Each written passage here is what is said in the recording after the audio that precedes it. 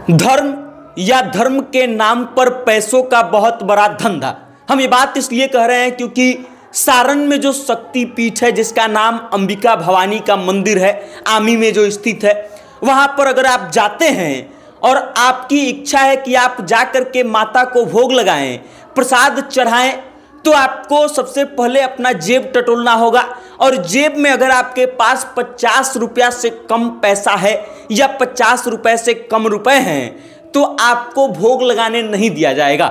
अब होता क्या है, ये क्यों हम बात कह रहे हैं, इसके पीछे की पूरी कहानी जब आप सुनेंगे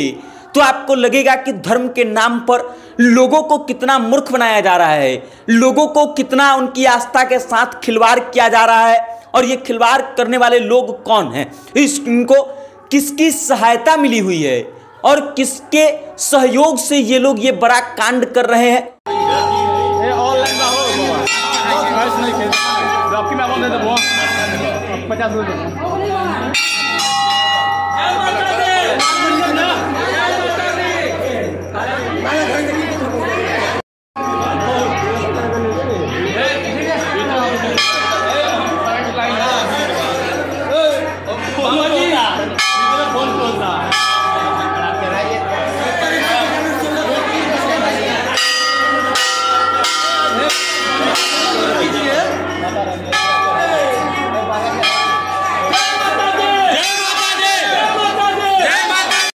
लोगों से पैसा वसूलने का काम कर रहे हैं। किसी भी मंदिर में जाने का अर्थ होता है कि आप मंदिर में जाएं, माता को का दर्शन करें या भगवान का दर्शन करें और अपने पास से जो कुछ भी आप ले गए हैं वो भगवान को अर्पित करके अपने घर को वापस लौट जाए। और अगर आपकी श्रद्धा है तो उस मंदिर में जो भी आपकी इच्छा करे वो दान दे सकते हैं। और वो दान या तो आप मंदिर के पुजारी के हाथों में सौंप सकते हैं या फिर मंदिर की दान पेटी में डाल सकते हैं।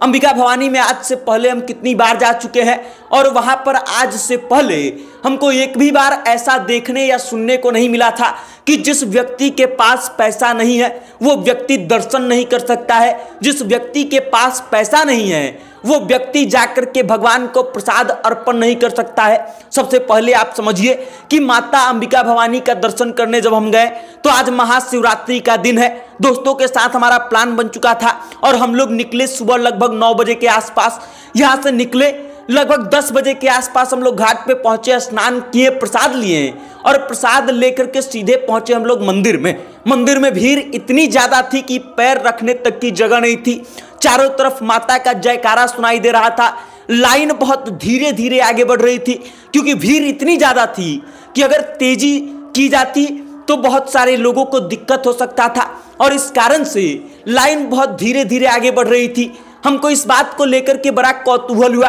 कि जिस माता के दरबार में हम जब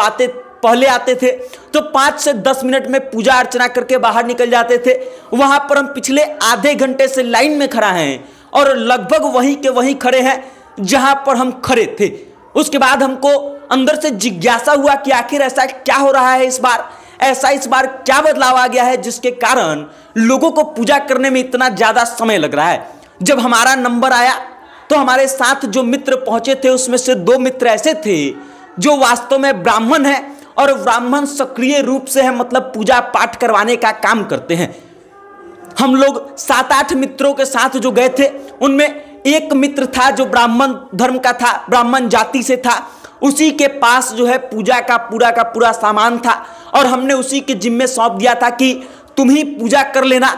तुम ही चढ़ा देना माता को। लेकिन जैसे ही मंदिर के माता के गेट के पास पहुंचते हैं तो पता चलता है कि वहां बैरिकेडिंग लगा दी गई है और लोगों का अंदर जाना मना कर दिया गया है। हो सकता है कि आज के दिन भीड़ बहुत ज्यादा थी इस कारण से यह किया गया हो, या फिर हो सकता है कि मंदिर प्रशासन के द्वारा यह निर्णय लिया गया हो कि अब माता का दर्शन लोग थोड़े दूरी से करें। और हमको इस बात से तनिक भी एतराजी नहीं है, कोई दिक्कत नहीं है, हम लोग इसमें भी खुश है। माता जी के पास जैसे ही हम लोग पहुंचे,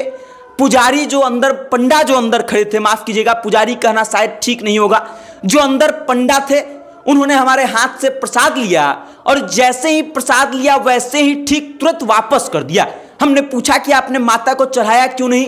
तो कहते हैं कि हमको इसमें पैसा दिखाई नहीं दे रहा है। और उसके बाद हमने कौतूहलवश पूछा कि किस बात का पैसा, तो कहते हैं कि जब तक आप हमको पैसा नहीं देंगे तब तक ये प्रसाद माता के चरणों में अर्पित नहीं की जाएगी, माता को चढ़ाया नहीं जाएगा। अब हमने उनसे प्रश्न किया कि इससे पहले तो ऐसा कुछ होता नहीं था।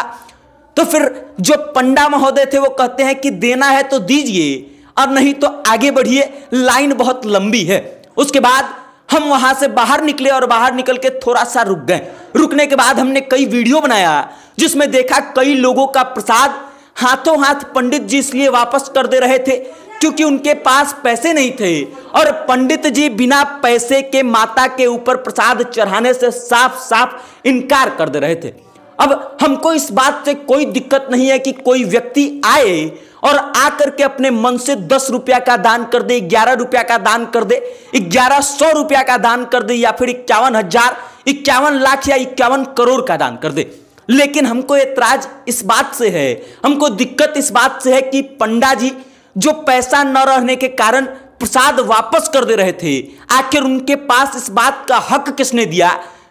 कि वो पैसा न रहने के कारण प्रसाद वापस कर दे। हम अभी भी फिर से इस बात को कह रहे हैं कि हमको इस बात से कोई दिक्कत नहीं है कि कोई अपनी इच्छा शक्ति से कितना भी करोड़ों का दान कर दे। हमको इस बात के लिए खुशी होगी कि कोई व्यक्ति खुल करके दान दे रहा है, लेकिन वो व्यक्ति जिसके पास पैसा ना हो, उसका प्रसाद माता के चरणों में अर्पित नहीं हो पाए, उसका प्रसाद माता के पास ना पहुंचे, इस बात की जिम्मेदारी तय करने वाले वो पंडा महोदय कौन थे?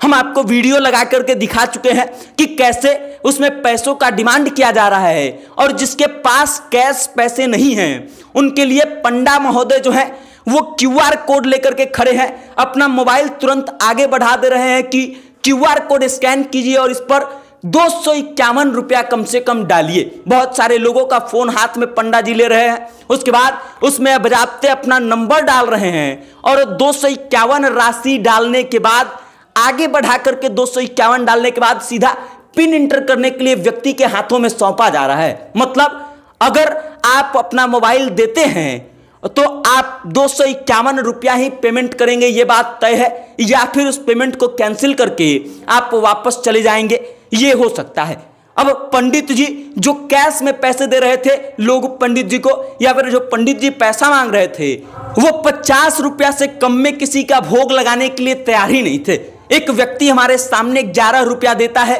और पंडित जी ये कहते हुए वो पैसा वापस कर देते हैं कि इतने में नहीं होगा,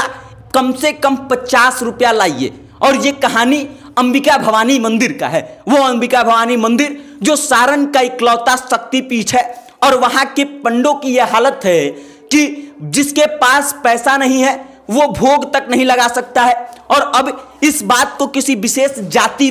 वाले लोगों से जोड़ने की जरूरत नहीं है, इसलिए नहीं है क्योंकि पंडा जो है वो किसी विशेष जाति से आए ऐसा कोई नियम नहीं होता है। अब जो लोगों के ऊपर ये जिम्मेदारी है, जो लोग वहां पर खड़े होकर के पूजा करवा रहे थे,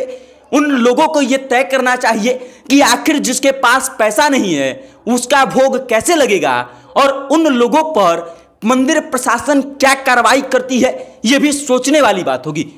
बाकी अगर आप अंबिका भवानी के दर्शन करने जा रहे हैं और अगर आप चाहते हैं कि आपका प्रसाद माता के चरणों में अर्पित किया जाए, माता के शरीर में टच करके या उनके पैरों में टच करके आपको वापस लौटाया जाए, तो जेब में पैसा लेकर के जाइएगा हजूर, नहीं तो आपका धर्म शायद अधूरा रह जाएगा, आपका धार्मिक अनुष्ठान अधूरा रह जाएगा, क्योंकि वो पंडा महोदय जो थे वो आपका धर्म पूरा नहीं होने देंगे। बाकी अब आप इस वीडियो को लेकर के क्या सोचते हैं, अपनी राय कमेंट करके हम तक भेज दीजिएगा और देखते रहिएगा सत्ता से जनता तक। बहुत बहुत धन्यवाद।